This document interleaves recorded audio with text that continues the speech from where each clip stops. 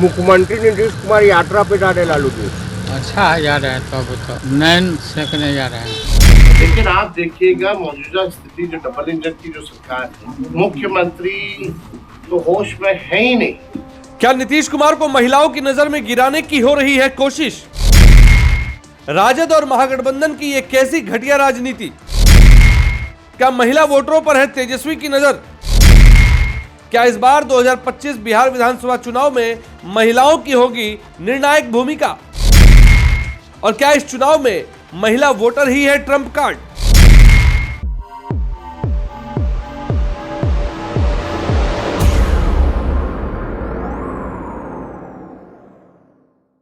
इन दिनों बिहार की राजनीति में दो लोगों की बेहद चर्चा है। एक सूबे के मुख्यमंत्री नीतीश कुमार हैं, मुख्यमंत्री हैं तो चर्चा होना लाजमी है। वहीं दूसरी तरफ नेता प्रतिपक्ष तेजस्वी यादव भी काफी चर्चा में हैं, क्योंकि वो भी निकल पड़े हैं अपनी एक यात्रा पर। अब कुछ दिनों की बात कर लीजिए, जब वो भागलपुर में थे और प्रेस वार्ता को संबोधित कर रहे थे। वो कार्यकर्ता दर्शन सह संवाद कार्यक्रम के तहत भागलपुर पहुंचे थे।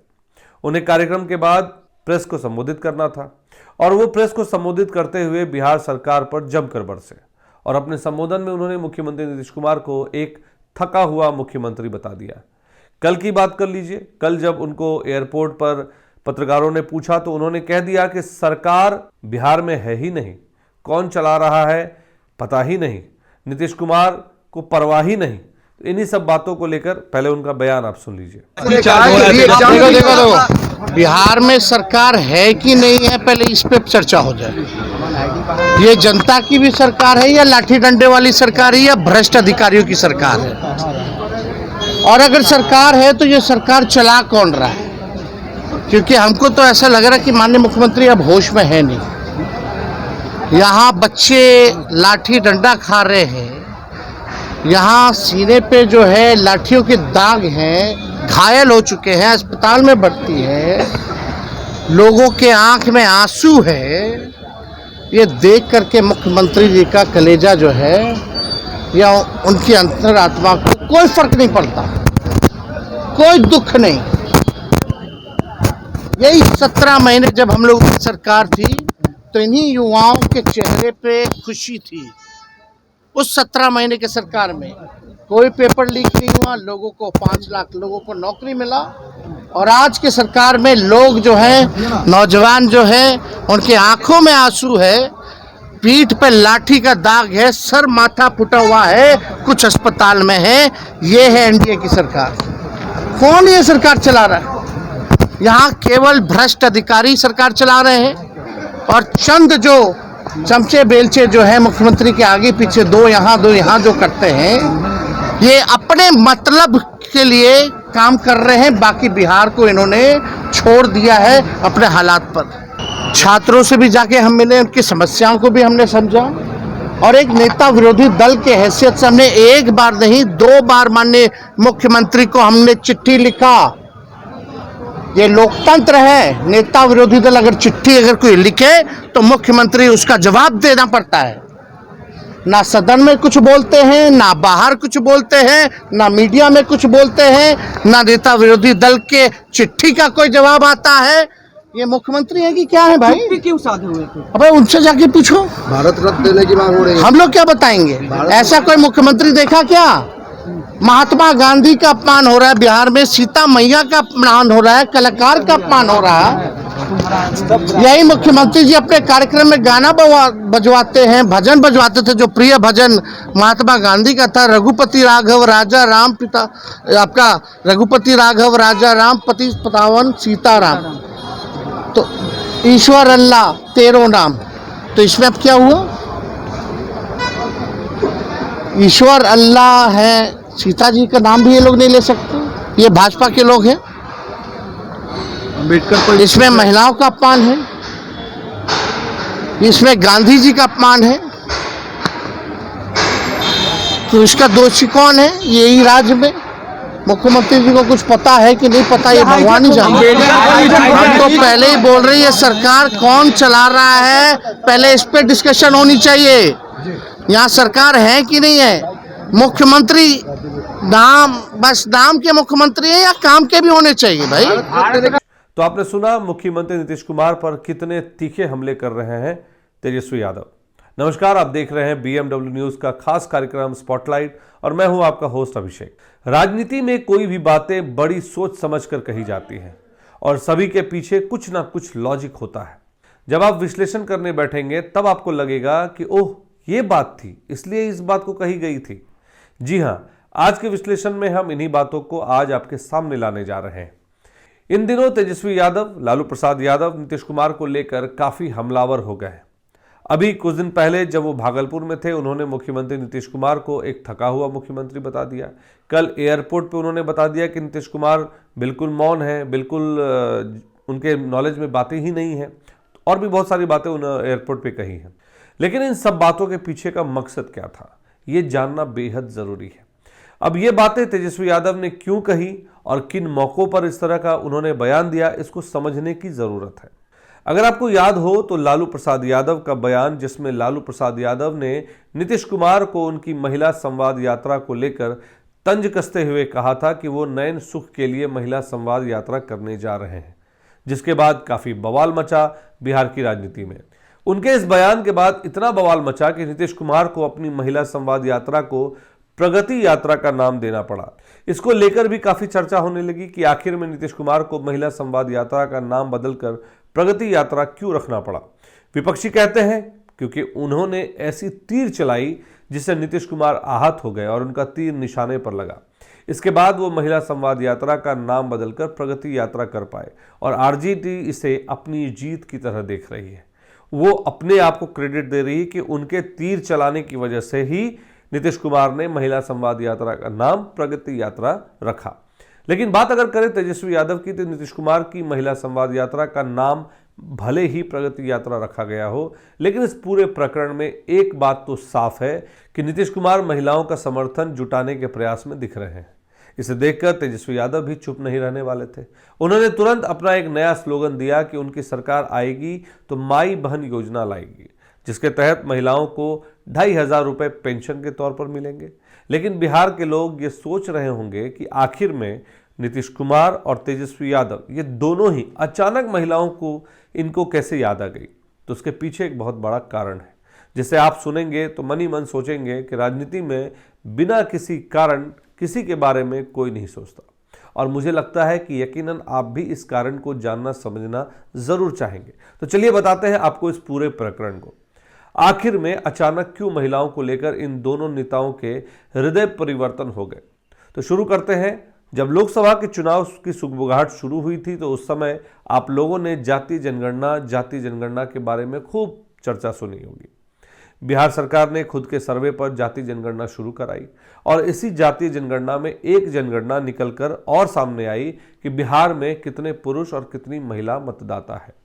तो जब 2024 लोकसभा चुनाव की तैयारी शुरू हुई तो उस समय जो जनगणना निकलकर सामने आई उस पर मुख्य चुनाव आयुक्त राजीव कुमार ने कहा कि बिहार में 7.64 करोड़ मतदाता हैं, जिसमें 4 करोड़ पुरुष और 3.6 करोड़ महिला मतदाता है।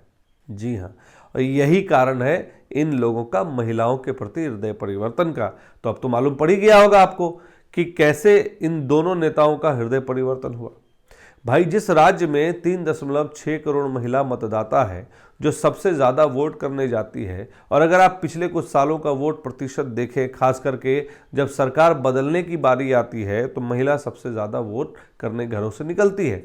कंपेयर टू मर्दों की अपेक्षा वो बहुत ज़्यादा वोट करती है। और नीतीश कुमार और तेजस्वी यादव की अब इसी 3.6 करोड़ महिला मतदाता पर नज़र है। अब नीतीश कुमार तो ठहरे मुख्यमंत्री, उनके नीचे काम करने वाले सारे अधिकारी, सारे कर्मचारी, सारी गवर्नमेंट की एजेंसियां उनके अंदर आती हैं, तो उन्हें तो आसान है सारे डेटा को निकलवाना। तो उन्होंने उन सभी डेटा पर काम करना शुरू कर दिया। तो उन्होंने पाया कि अरे, महिला मतदाताओं को अगर हम लुभा लेते हैं तो हमारा तो आधा काम ऐसे ही निकल जाएगा। और उसमें भी नीतीश कुमार ने शराबबंदी कानून को लाकर महिलाओं को अपने फेवर में करने का जो प्रयास किया, उसका आज तक वो फल खा रहे हैं और वो आज सरकार में बने हुए हैं। अब चूंकि 2025 का विधानसभा चुनाव सर पर है और उसके मुहाने पर हम खड़े हैं, तो नीतीश कुमार ने एक नया तीर अपने तरकश से निकाला कि अब वो महिला संवाद यात्रा करेंगे, या अब उसका दूसरा नाम दे दिया कि प्रगति यात्रा पर निकलेंगे, जो कि महिलाओं से जुड़ा हुआ है। तो ये यात्रा, प्रगति यात्रा के पीछे की जो लॉजिक है ये वही है कि महिलाओं से संवाद करेंगे और उनके दुख दर्द को समझेंगे, उनसे फीडबैक लेंगे और फिर उन फीडबैक पर अमल करेंगे। तो जैसे ही उन्होंने इसकी घोषणा की, विपक्षी के खेमे में हलचल मचनी तो लाजमी थी। विपक्षी में बैठे गठबंधन के लोगों में चर्चा होने लगी, एक तो पहले से ही महिला को अपने साथ किए हुए है नीतीश कुमार, और अब दूसरी प्रगति यात्रा, महिला संवाद यात्रा पर निकलेंगे, तो फिर अगर उन्होंने 3 करोड़ 6-8 लाख महिलाओं को अपने साथ कर लिया तो हमारा तो बैंड बज जाएगा। तो सभी लोग आत्ममंथन करने लगे कि कैसे नीतीश कुमार को इस यात्रा को करने से रोका जाए। तो अंदर खाने फैसला ये हुआ कि नीतीश कुमार को महिलाओं को लेकर उनसे जोड़कर बदनाम कर दिया जाए। आपको क्या लगा, लालू प्रसाद यादव का बयान कि नीतीश कुमार नैन सुख करने जा रहे हैं, ये बस ऐसा ही दे दिया था? अरे भाई, सभी बयानों के पीछे नेताओं की जो मानसिकता होती है ना, उसे पढ़ना बहुत मुश्किल है। जी हाँ, आप ठीक समझे, लालू प्रसाद यादव का वो बयान नीतीश कुमार को महिलाओं की नज़र में बदनाम करने के लिए, नीचा गिराने के लिए ही की गई थी, क्योंकि नीतीश कुमार के कई ऐसे बयान जो उन्होंने विधानसभा के दौरान भी कही, जिनकी वजह से उनकी काफ़ी किरकिरी हुई थी, लेकिन अब उसी को आधार बनाकर नीतीश कुमार का एक वैसा ही प्रोपेगेंडा फैलाने की विपक्षी तैयारी कर रहे हैं। जैसे वो कहते हैं ना, कहावत है ना कि नाम 2 तरह से होते हैं, या तो बदनाम करके कर लो या नाम कमा के कर लो। तो विपक्षियों ने नीतीश कुमार को बदनाम करने की साजिश रच डाली है। मेरी इन बातों पर बहुत लोग कहेंगे कि अरे फालतू बोल रहा है, ऐसा कुछ नहीं है। तो ज़रा एक बात बताइए, अगर ऐसा नहीं है तो तेजस्वी यादव भी माई बहन की योजना लेकर क्यों आते हैं? क्यों उन्होंने कहा कि महिलाओं को 2,500 रुपये पेंशन के तौर पर मिलेंगे, और क्यों महिलाओं को टारगेट कर रहे हैं वो, और अचानक उनका भी हृदय परिवर्तन क्यों हो गया? क्योंकि उनकी भी नज़र ये 3.68 करोड़ महिला मतदाताओं पर है, जिसमें नीतीश कुमार को वो तोड़ना चाहते हैं। उनको वहां से हटाना विपक्षियों के लिए एक बड़ी चुनौती है। अब रह जाता है मसला कि उनको कैसे चोट पहुंचाई जाए, उनको कैसे हटाया जाए, कैसे महिला वोटरों से उन्हें दूर किया जाए। तो महागठबंधन के लोगों ने शराबबंदी कानून पर हमला बोलना शुरू कर दिया कि शराबबंदी कानून तो फ्लॉप है, जहरीली शराब से कई लोग मर रहे हैं, धरातल पर उनकी योजना सिर्फ उगाही का जरिया बन गई है, और ना जाने क्या क्या। इन बातों को फैलाकर महागठबंधन के लोग ये साबित करना चाहते हैं कि नीतीश कुमार सिर्फ दिखावे के लिए शराबबंदी और महिला हितों की बात करते हैं, जबकि धरातल पर ऐसा कुछ भी नहीं है। क्योंकि शराबबंदी के बाद भी शराब की बिक्री जारी है, लोग जहरीली शराब पीकर मर रहे हैं, और भी बहुत कुछ। हालांकि इन बातों में सच्चाई तो है, लेकिन अब सवाल ये उठता है कि अगर सरकार ने कोई कानून बनाया तो उसे कानून को पालन करना हम नागरिकों के बीच जिम्मेदारी बनती है। अगर सरकार ने मौत के मुंह से जाने से रोकने के लिए कोई कानून बनाया है और कोई ज़बरदस्ती मौत के मुंह में जाना ही चाहे तो उसमें सरकार क्या करे? तो उसे आप कब तक रोक पाएंगे? ठीक वही हाल है शराबबंदी को लेकर। सरकार ने कानून तो बनाए, लेकिन किस लिए, इस बात पर भी सोचने की ज़रूरत है। शराबबंदी कानून इसलिए बनाई गई है कि शराब पीकर लोग घरेलू हिंसा ना करें, जिसकी वजह से महिला प्रताड़ित होती थी, महिला परेशान होती थी। कई बार अपने ही घरों में महिलाओं को शर्मसार होना पड़ता था, क्योंकि उनके घर के पुरुष शराब पीकर अपने ही घर की महिलाओं के साथ, बच्चियों के साथ रेप या गैंगरेप जैसी घटना को अंजाम देते थे। जिसकी बढ़ती हिंसा को देखते हुए सरकार ने शराबबंदी कानून लागू किया, लेकिन कुछ लोग हैं जो उस कानून को भी ताक पर रखकर शराब पीते हैं और मौत के मुंह में चले जाते हैं। अब इसमें भला सरकार क्या करे? बहरहाल आज की खबर में इतना ही। इस खबर को देखकर आपकी क्या राय है? आप भी अपने सुझाव कमेंट के माध्यम से हम तक जरूर साझा करें, और बाकी की तमाम खबरों के लिए बने रहें BMW न्यूज बिहार के साथ। धन्यवाद। तमसोमा ज्योतिर्गमय गुरुकुल शिक्षा मंदिर संस्थान के साथ बनाए अपना भविष्य। रेगुलर और प्रोफेशनल कोर्सेज, सेकेंडरी और senior secondary courses, law, teachers training courses, pharmacy and nursing के साथ पैरामेडिकल में डायरेक्ट एडमिशन पाए। वेबसाइट विजिट करें या दिए गए नंबर पर कॉल करें। हमारा पता है गुरुकुल शिक्षा मंदिर संस्थान, कल्याण चौक, DS कॉलेज रोड, कटिहार। हमारा वीडियो अगर आपको अच्छा लगा हो तो आप हमारे वीडियो को लाइक करें, शेयर करें और हमारे चैनल को सब्सक्राइब जरूर करें।